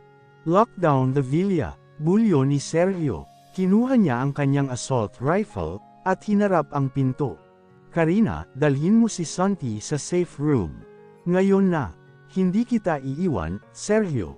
Buntis ka, Karina. Isipin mo ang anak natin. Sa gitna ng palitan ng putok, isang helicopter ang nagland sa roof deck. Bumaba mula roon si Maylin, ang dating kaibigan ni Karina, na nagtraidor sa kanya. Hawak nito ang isang baril, at may kasamang mga armadong lalaki. Hello, Karina, nakangising saad ni Maylin. Akala niyo ba ay kayo lang ang may karapatan sa yaman ng mga Alvarez? Ang anak ko ang siyang magmamana ng lahat, at para mangyari yun, kailangang maglaho ang si Sergio ay nakikipagpalitan ng putok sa ibaba, habang si Karina ay naiwang mag-isa sa itaas, kaharap ang babaeng naging mitya ng kanyang unang pighati, bitbit ang kanyang anak na si Santi, at ang sanggol sa kanyang sinapupunan. Ang bawat putok ng baril sa labas ng villa, ay tila kulog na yuminggig sa puso ni Karina. Sa loob ng roof deck, kaharap niya si Maylin, ang babaeng minsang itinuring niyang kapatid, ngunit ngayon ay anino ng kamatayan. Ibigay mo sa akin si Santi, Karina. At baka hayaan ko pang mabuhay ang nasa sinapupunan mo, nakangising saad ni Maylin, habang dahan-daang ikinakasasa ang kanyang baril. Hinding-hindi ko ibibigay ang anak ko sa isang katulad mo, Maylin. Matapang na sagot ni Karina, kahit na nanginginig ang kanyang mga binti. Itinago niya si Santi sa likod ng isang makapal na sementadong haligi. You were always the lucky one, Karina. Mula sa trabaho hanggang kay Sergio. Pero ngayon, tapos na ang swerte mo, akmang kakalabit na ni Maylin ang baril, nang biglang yumanig ang buong isla. Isang nakabibinging dagandong mula sa dagat ang pumailan lang. Mula sa malayo, isang convoy ng 6 na itim na military-grade speedboats, at 2 gunship helicopters na may tatak ng Valderrama crest, isang gintong agila na may hawak na espada, ang mabilis na lumalapit. Anong nangyayari? Gulat na tanong ni Maylin, habang nakatingala sa mga helicopter, na nagsisimulang magpaula ng warning shots sa mga mercenaries ni Maylin. Isang boses ang pumailan lang mula sa speaker ng pinakamalaking helicopter. This is the Valderrama Private Security. Lay down your weapons, or be neutralized. You are touching a member of the Valderrama bloodline. Bumukas ang pinto ng villa sa itaas, at isang grupo ng elite special forces ang mabilis na bumaba mula sa mga lubad. Sa gitna nila ay isang matandang lalaki, na may tindig na kasing tatag ng Nara, si Don Teodoro Valderrama. Lolo, bulong ni Karina, ang kanyang mga alaala noong bata pa siya ay biglang nagbalik. Ang locket na suot niya, ay ang mismong susi sa kanyang pagkakakilanlan. Apo, sa wakas, nahanap ka na namin, wika ni Don Teodoro, ang kanyang boses ay puno ng awtoridad, at pagmamahal. Sa isang senadoryas niya, mabilis na dinasarmahan ng kanyang mga tauhan si Maylin, at ang mga kasama nito. Sa gitna ng kaguluhan, pumanhik si Sergio mula sa ibaba, duguan ng braso at hingal na hingal. Agad siyang tumakbo patungo kay Karina, at Santi, ngunit hinarang siya ng mga baril ng mga Valderrama security. Huwag kayong lumapit sa kanya. Bulyo ng isa sa mga tiyuhin ni Karina, si General Victor Valderrama. Sergio Alvarez, alam namin ang lahat ng ginawa mo sa apo namin. Ikaw ang dahilan kung bakit siya nagdusa ng 5 taon. Ikaw ang dahilan kung bakit siya nanganak ng mag-isa sa hirap. Lolo, pakiusap, huwag niyo siyang saktan. Sigaw ni Karina. Hinarap ni Don Teodoro si Sergio. Sergio Alvarez, ang pamilya mo ang naging mitya ng pighati ng anak ko, at ngayon ay ng apo ko. Kukunin namin si Karina, At ang mga bata, hindi sila nararapat sa isang lalaking hindi kayang protektahan ang kanyang pamilya, nang walang dam-anak na dugo. Lumuhod si Sergio sa harap ni Don Teodoro, isang bagay na hindi kailanman ginawa ng mapagmataas na CEO, sa harap ng sinuman. Don Teodoro, aminin ko ang lahat ng aking pagkakamali, simula ni Sergio, ang boses ay nanginginig sa emosyon. Naging bulag ako, naging malupit. Pero sa loob ng 5 taon na wala si Karina, ang buhay ko ay naging isang walang saysay na hukay. Karina is not just the mother of my children, she is my life. Salita lang yan, Alvarez. Senggal ni Victor. Hindi lang salita, tumayo si Sergio at inilabas ang isang envelope na dagwang duguan mula sa kanyang bulsa. Ito ang deed of absolute transfer ng lahat ng Alvarez assets, na na-recover ko sa cloud. Ibinigay ko na ang lahat kay Karina bago pa kayo dumating. Wala akong iris sa sarili ko. Kung kailangan niyong kunin ang lahat ng yaman ko, kapalit ng kapatawaran niyo, kunin niyo. Pero pakiusap, huwag niyo siyang ilayo sa akin. Tumingin si Sergio kay Karina, ang kanyang mga mata ay basa ng luha. Karina, kung ang pananatili mo sa piling ng pamilya mo ang magbibigay sa iyo ng kaligtasan, at katahimikan na hindi ko naibigay. Handa akong lumayo. Handa akong maging anino mo na lang, basta alam kong ligtas kayo ni Santi, at ang ating magiging anak. Nagkaroon ng mahabang katahimikan. Nakita ni Don Teodoro ang katapatan sa mga mata ni Sergio, isang katapatang bihirang makita sa mundong puno ng traidor. Ngunit bago pa makasagot ang matanda, biglang kumilos si Maylin, na nakawala sa pagkakahawak ng guards. Kinuha niya ang isang nakatagong grenade sa kanyang bota. Kung hindi mapapasa akin ang yaman, walang magmamay-ari nito. Sigaw ni Maylin. Sa isang iglap, hindi ang mga guards, kundi si Sergio ang tumalon patungo kay Maylin, para agawin ang bomba. Nagpambuno sila hanggang sa mahulog silang dalawa, mula sa pasimano ng roof deck patungo sa dagat sa ibaba. Sergio, hiyaw ni Karina. Isang malakas na pagsabog ang narinig mula sa tubig. Ang lahat ay napatakbo sa gilid ng deck. Ang dagat ay naging pula, at ang tanging nakita nila ay ang mga pira-pirasong bahagi ng speedboat na tinamaan ng pagsabog. No, Sergio, iyak ni Karina, pilit siyang tumatalon, pero pinigilan siya ng kanyang lolo. Matapos ang ilang minuto ng nakatutulig na katahimikan, isang ulo ang lumitaw mula sa malalim na asol na tubig. Hawak-hawak ni Sergio ang isang bahagi ng lumulutang na kahoy, habang ang kabilang kamay niya ay nakakapit sa isang tapat na bodyguard, na nailigtas niya rin. Nang may ahon si Sergio ng mga Valderrama divers, dinala siya sa harap ni Don Teodoro. Hingal na hingal siya, puno ng sugat, pero ang unang hinanap ng kanyang mga mata ay si Karina. Dahan-daang lumapit si Don Teodoro kay Sergio, at tinulungan itong tumayo. Isinakripisyo mo ang buhay mo para sa apo ko, sa gitna ng katotohanan, handa ka nang mawala sa kanya para lang sa kanyang ikabubuti. Tumingin ang matanda kay Karina, at pagkatapos ay kay Sergio.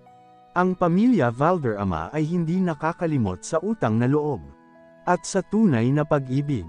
Sergio Alvarez, pinatunayan mo na hindi ka katulad ng iyong ama. Welcome to the family. Niyakap ni Karina si Sergio ng napakahigpit, sa harap ng kanyang bagong nahanap na pamilya.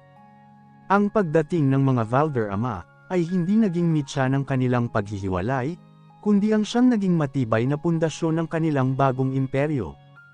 Isang taon ang lumipas, matapos ang madugong engkwentro sa Isla de Sombra. Sa gitna ng sikat ng araw sa Madrid, Espanya, matatagpuan ang isang engranding hasyenda, na pag-aari ng mga Valderrama. Dito pansamantalang nanirahan ang pamilya nina Sergio at Karina, upang malayo sa ingay at banta ng mga natitirang galami nina Lorenzo, at Maylin, sa Pilipinas. Ngunit ang katahimikang ito ay hindi nangangahulugan ng paghinto. Sa loob ng isang taon, lihim na itinatag nina Sergio at Karina, sa tulong ng yaman at koneksyon ni Don Teodoro, ang Alvarez Valderrama Global Holdings. Ito ang bagong mukha ng kanilang imperyo, Isang kumpanyang hindi lamang nakatayo sa yaman, kundi sa integridad at hustisya. Sa loob ng nursery ng hasyenda, dahan daw ang inaayos ni Karina ang kumot ng kanyang bunsong anak, si Angelo. Isang malusog na sanggol na may mga matang kasing amo ni Karina, ngunit may panga at tindig na katulad ni Sergio. Si Santi, na ngayon ay 6 na taong gulang na, ay seryosong nagbabantay sa kanyang kapatid, hawak ang isang munting larwang sundalo na regalo ng kanyang lolo Victor. "Mama, when will Daddy come home?" Sabi niya, "He will bring me a real soccer ball from the city," tanong ni Santi. "Malapit na, anak. May tinapos lang na mahalagang pulong ang daddy mo," nakangiting sagot ni Karina, bagaman may kaunting kaba sa kanyang dibdib. Kahit naligtas na sila, ang bawat pag-alis ni Sergio, ay nagbibigay pa rin sa kanya ng bahagyang takot. Sa kabilang dulo ng syudad, sa loob ng isang high-security boardroom, katatapos lang ni Sergio sa isang mahalagang transaksyon.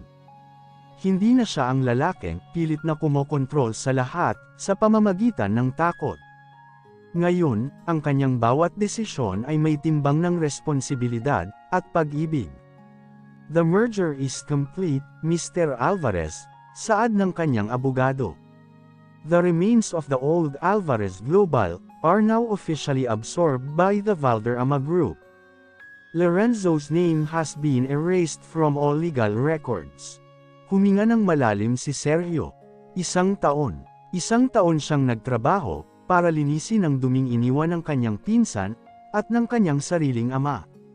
Ngayon, malinis na ang kanyang pangalan, para sa kanyang mga anak.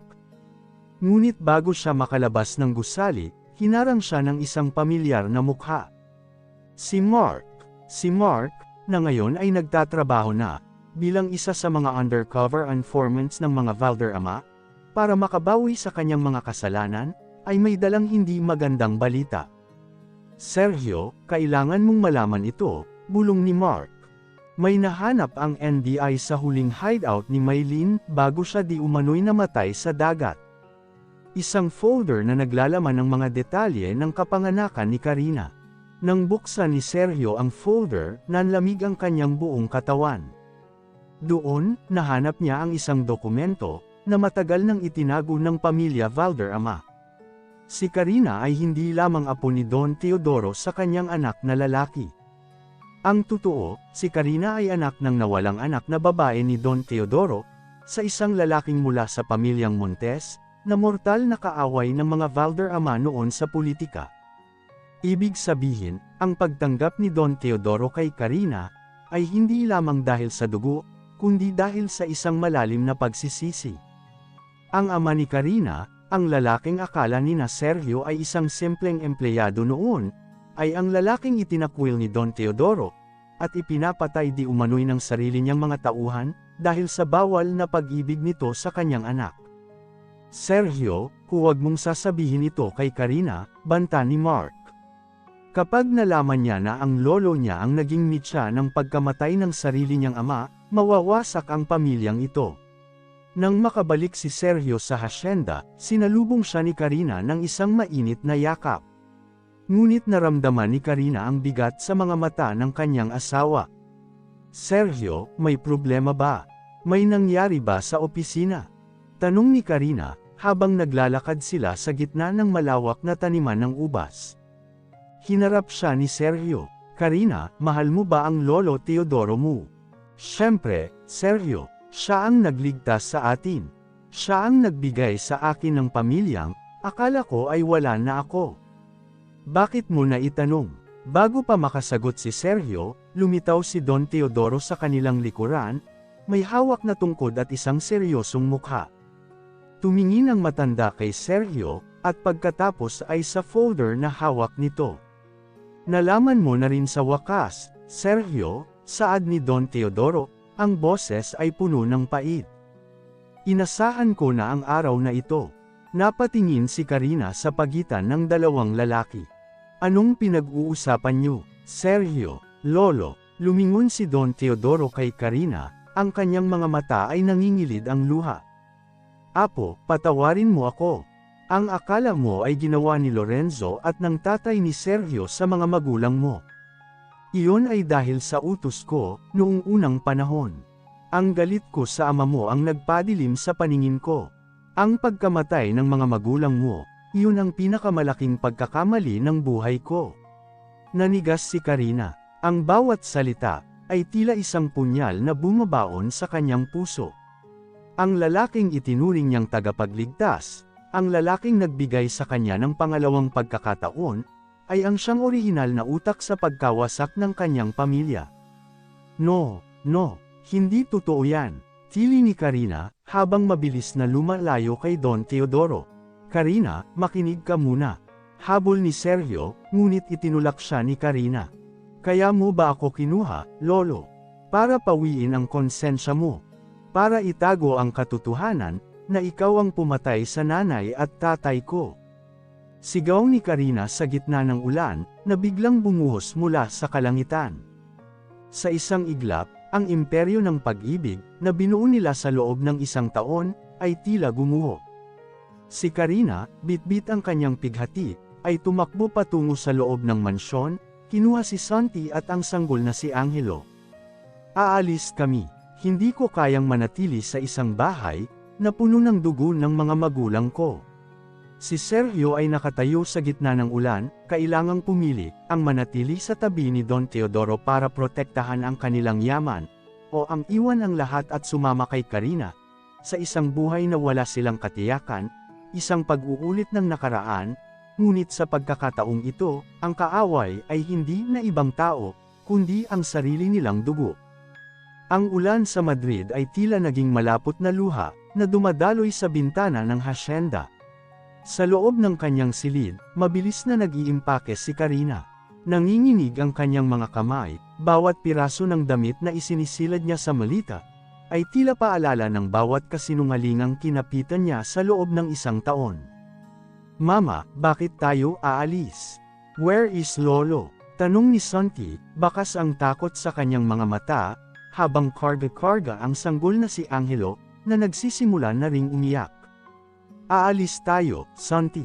Hindi tayo ligtas dito, maikling sagot ni Karina, pilit na pinapatigas ang kanyang boses. Bumukas ang pinto at pumasok si Sergio. Basang-basa siya ng ulan, ang kanyang mga mata ay puno ng pighati at determinasyon. Lumapit siya kay Karina, at hinawakan ang braso nito. Karina, makinig ka sa akin. Alam kong masakit, alam kong tila gumuho ang lahat. Pero huwag kang aalis ng mag-isa, bulong ni Sergio. Bakit, Sergio? Para protektahan mo ulit ang isang mamamatay tao. Kakampi mo ba siya? Dahil ba kailangan natin ang yaman ni Don Teodoro? Sigaw ni Karina, ang kanyang mga mata ay naninangla sa galit. Hinarap siya ni Sergio, hinawakan ang kanyang magkabilang balikat. Iniwan ko na ang lahat, Karina. Ang kumpanya, ang shares, ang titulong Alvarez Valderrama. Kinuha ko na ang mga pasaporte nyo. May sasakyang naghihintay sa atin sa likod ng hasyenda. Kung aalis ka, sasama ako. Kahit saan, kahit kailan. I am not an Alvarez or a Valderrama tonight. I am just your husband. Habang papalabas sila ng mansyon, bitbit ang mga bata, hinaranggan sila ng mga armadong gwardiya ni Don Teodoro sa main hall. Sa gitna nila, nakatayo ang matanda, tila isang haring nawalan ng korona. Aalis kayo. Saan kayo pupunta? Wala kayong kahit ano sa labas ng mga pader na ito. Bulyo ni Don Teodoro, ang boses ay nanginginig sa pagitan ng galit at pagsisisi. Mas mabuting wala kaming kahit ano, kaysa mamuhay sa yamang nabahira ng dugo ng mga magulang ko. Sagot ni Karina, Victor, harangan mo sila, utos ng matanda sa kanyang anak na si General Victor. Ngunit sa halip na itaas ang kanyang baril, ibinaba ni General Victor ang kanyang ulo. Papa, tama na. Hayaan na natin sila. Sa loob ng 30 taon, dinala natin ang lihim na ito. Sapat na ang sakit na ibinigay natin sa kanila. Dahan-daang naglakad sina Sergio at Karina, palabas ng malaking pintuan. Sa huling pagkakataon, lumingon si Sergio kay Don Teodoro. Don Teodoro, Ang patawad ay hindi binibili ng kumpanya o ng hasyenda. Ang patawad ay pinaghihirapan. At sa ngayon, wala ka yun mula sa amin. Habang mabilis na binabaybay ng sasakyan ni Sergio ang madilim na kalsada, patungo sa airport, isang itim na SUV ang biglang sumulpot mula sa gilid, at binangga sila. Sa lakas ng impact, tumagilid ang sasakyan ni Sergio sa gilid ng kalsada. Karina, Santi, Angelo, sigaw ni Sergio, habang pilit na kumikawala sa naipit na pinto. Bumukas ang pinto ng SUV, at lumabas ang isang figure na akala nila ay matagal na ring naglaho. Hindi si Lorenzo, hindi si Maylin, kundi si Mark. Ngunit may hawak siyang baril, at sa likod niya, ay ang mga tauhan ni Maylin. Mark, ikaw ang nag-leak ng folder. Ikaw ang nagtraidor sa amin. Hirap na tanong ni Sergio, habang gumagapang palabas. Patawad, Sergio, pero si Maylin, hawak niya ang pamilya ko, iyak ni Mark. Ginamit niya ako para sirain ang tiwala ni Karina sa mga Valderrama, para mailabas kayo sa proteksyon ng hasyenda. Ito ang plano niya mula umpisa. Lumitaw si Maylin, mula sa loob ng SUV, may isang malaking sugat sa mukha, mula sa huling engkwentro nila, na nagpapakitang lalo siyang naging mapanganib. Hello again, Karina. Sabi ko sa'yo, walang happily ever after, sa mundong ito. Sa akal ang mahina na si Karina, lumapit si Maylin, para kunin ang sanggol mula sa loob ng sasakyan. Ngunit bago pa siya makalapit, isang putok ng baril ang umalangaw-ngaw. Hindi mula kay Sergio, kundi mula kay Karina. Nakuha ni Karina ang baril ni Sergio sa gitna ng gulo. Hindi na siya ang mahinang babae sa bar noon. Siya na ngayon ay isang ina, na handang pumatay para sa kanyang mga anak. Subukan mong lumapit, Maylin, at sisiguraduhin kung hindi ka na makakalabas sa kalsadang ito ng buhay.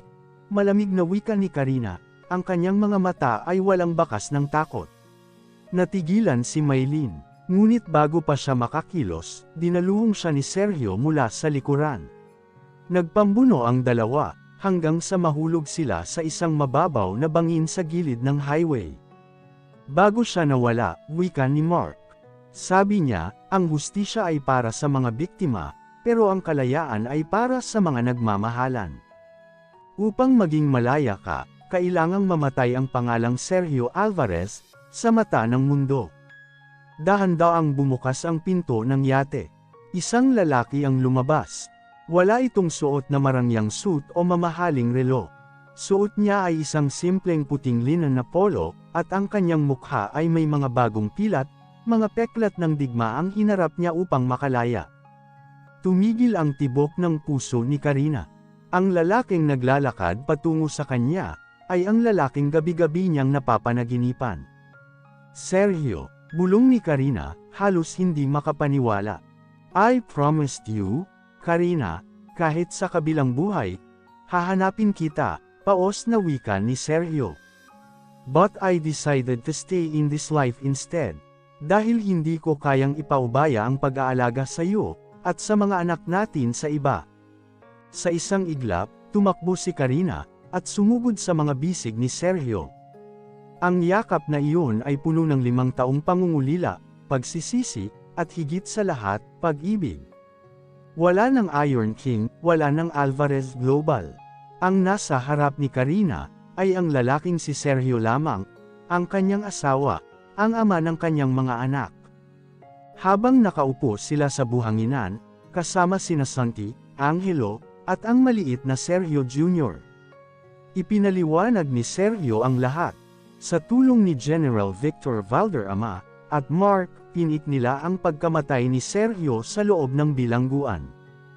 Ang riot ay isang mabos-isang plano, upang opisyal na mamatay ang pangalang Sergio Alvarez, sa mga legal na dokumento, upang matigil na ang pagtugis ng mga kaaway ng kanilang pamilya. Lahat ng yaman ko, ay naibigay na sa mga charity at sa paglilinis ng pangalan ng mga Montes, paliwanag ni Sergio habang hinahaplos ang buhok ni Karina. Wala na akong kahit na anong sentimo, Karina. Isang ordinaryong tao na lang ako. Ngumiti si Karina, ang pinakamagandang ngiting nasal ayan ni Sergio sa loob ng maraming taon. Sergio, matagal ko nang sinabi sa'yo, hindi ko kailangan ng yaman mo. Ang imperyong binuo natin sa puso natin ang tanging mahalaga. Nang sumapit ang gabi, nagtayo sila ng isang maliit na bonfire sa dalampasigan. Doon, sa harap ng kanilang mga anak, muling nagpalitan ng sumpaan ang dalawa.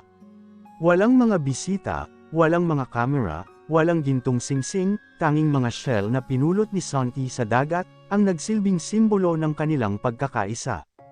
Karina, sa harap ng dagat na naging saksi sa ating pagtatago at paglaya, isinusumpa ko, hindi na ako muling magiging anino mo.